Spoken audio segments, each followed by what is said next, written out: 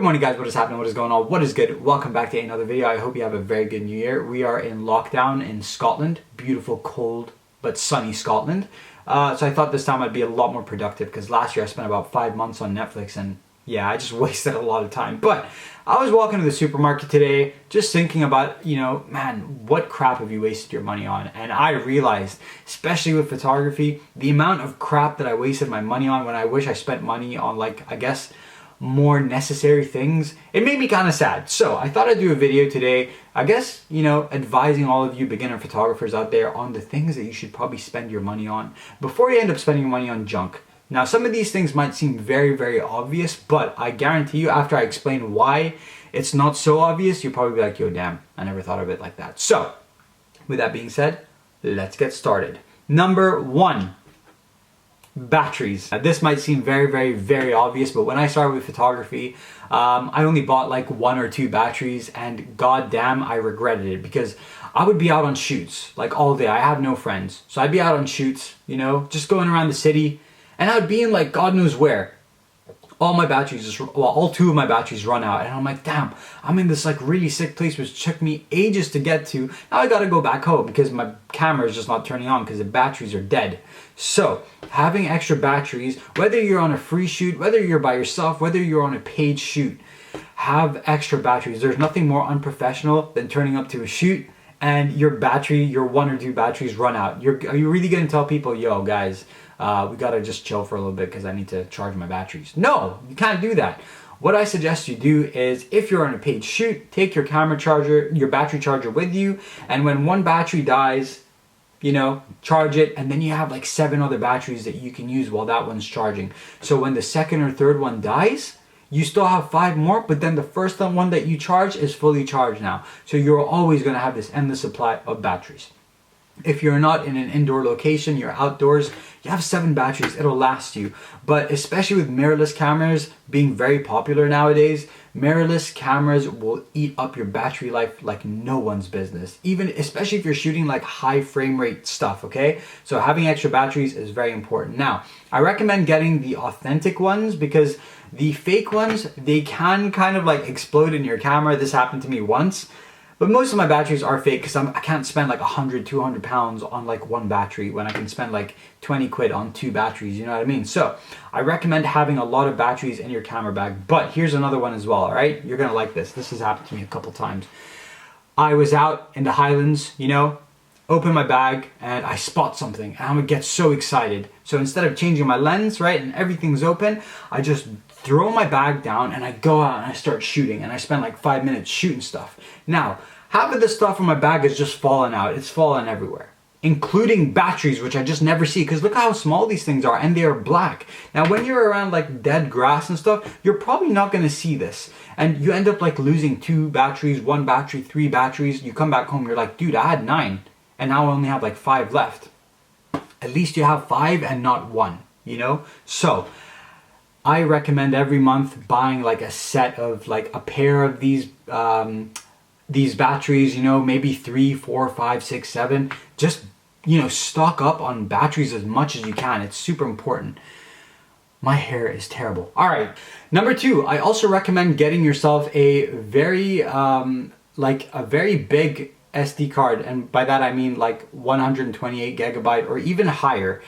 Why have like 7, 8 gigabyte SD cards in your bag when you can just have one that is like really, really high capacity storage space? I don't know if I said that right, but man, this is in my camera at all times. I have 1 for video and 1 for photography, and it just stays in my camera. And dude, I can shoot for like weeks and weeks, and it will not it'll still have so much storage space, That also means less clutter in my camera bag. I don't like going out and I just have so much junk in my camera bag. I like it to be very simple. Everything is just, there's so much space, and I can go, oh, you know what? My SD card's already in the camera. I won't have to bother changing it all the time. But here's another reason. Let's say you're shooting an interview. Instead of having to worry about, oh my God, it's like a 64 gigabyte or it's like a 32 gigabyte SD card, you can just chill and you have confidence in knowing that the 128 gigabyte SD card will probably do everything that you need it to do, for the entire day. So you don't have to worry about, oh my God, I'm gonna have to offload all the footage and then make space in my SD card. I've done that so many times and it just wastes so much time, man. Instead, put one that's just like really big, put it in the camera, you're good to go for like the whole day. So, big, good quality SD cards, way to go. They will save your life, son. Number 3, a good tripod. I have my tripod here. There we go. Tripod and fish tank. So get yourself a tripod. It doesn't have to be an expensive tripod, but I would not recommend getting like the Walmart or Maplin's plastic tripods that are like, you know, 20 quid, 10 quid, or $20 or whatever.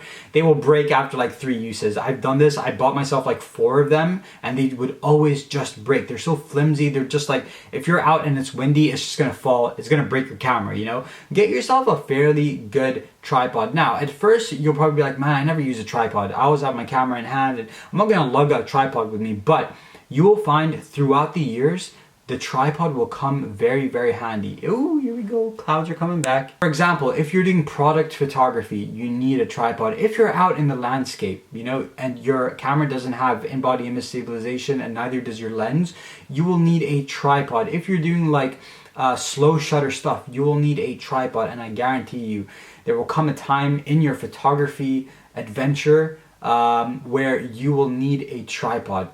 Get one, get a good one. It will stay there, it will last, and you don't have to buy another one. All right, number 4. This is probably like the most vital one, okay? Probably the most expensive investment as well, but trust me, it's worth it.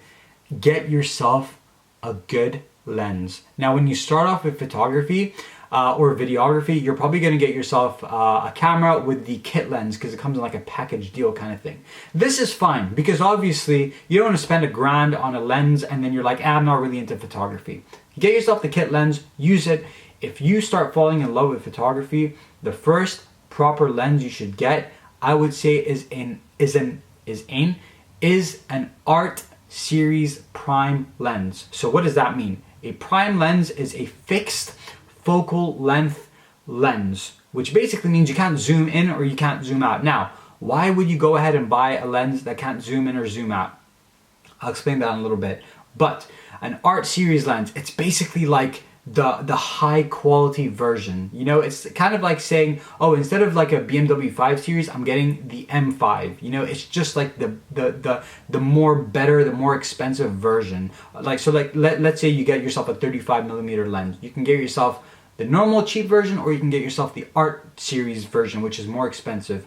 It's better quality, it's better built, it's just better, you know, it's just better everything. I would also recommend getting a prime lens where you can shoot at like f1.4 or f1.8. The more light it lets in, just the better, man. Better for low light conditions. Now, why prime lens instead of zoom lens? It just makes photography a lot more fun. Dude, I fell out of love for photography when I used my zoom lens because I would just stand there and I'll zoom in, zoom out, zoom in, zoom out, take the picture, right, let's move on. With a prime lens, dude, it's so much more fun because you're kind of correcting yourself. You're going, all right, that's a bit too zoomed in. So then you take a few steps forward, one step back, maybe you turn here, you turn there, and you're like, oh, I need it more zoomed in, zoom out. You're just doing a lot more and you figure out a lot of things. You learn a lot of things about just like, you know, framing your subject, and you just learn a lot, man. It just makes photography so much more fun because you're moving around, you're interacting more with the subject, you know, instead of just standing there, zoom in and zoom out, done. I would say zoom lenses are good for if you're doing like landscape stuff. You want to get a nice tight picture of a mountain or like a crazy crop picture of like a bird or something, wildlife photography. But if you're doing street, if you're doing portraits, if you're doing, I don't know, anything else, man, get yourself a prime lens. It is so much more fun. You will learn a lot more, especially as a beginner photographer. All right, now the last thing on the list is an ND filter. This is actually the last thing that I bought. And I've been doing photography for about 7 years. I can't believe this is the last thing that I bought, but for some reason, I thought getting myself, you know that clamp thing that you clamp onto the bag and then you put the camera on it? I thought that was probably going to be the best purchase I ever made. It was not. It was the worst.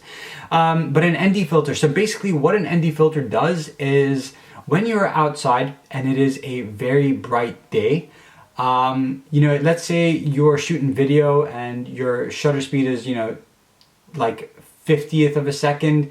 1/50th of a second, and your f-stop is at like 1.8 because you want that nice background blur. And then your ISO is at, you know, ISO 100, and it is still super bright, right? Now for video, you can't just crank up the shutter speed because that's gonna mess it up. Now you obviously don't want to shoot at like f7 or f8 because it's just gonna get rid of that background blur. What do? You stick on an ND filter, especially a variable ND filter. A variable ND filter means that in that filter, you can actually change it to brighten it or darken it.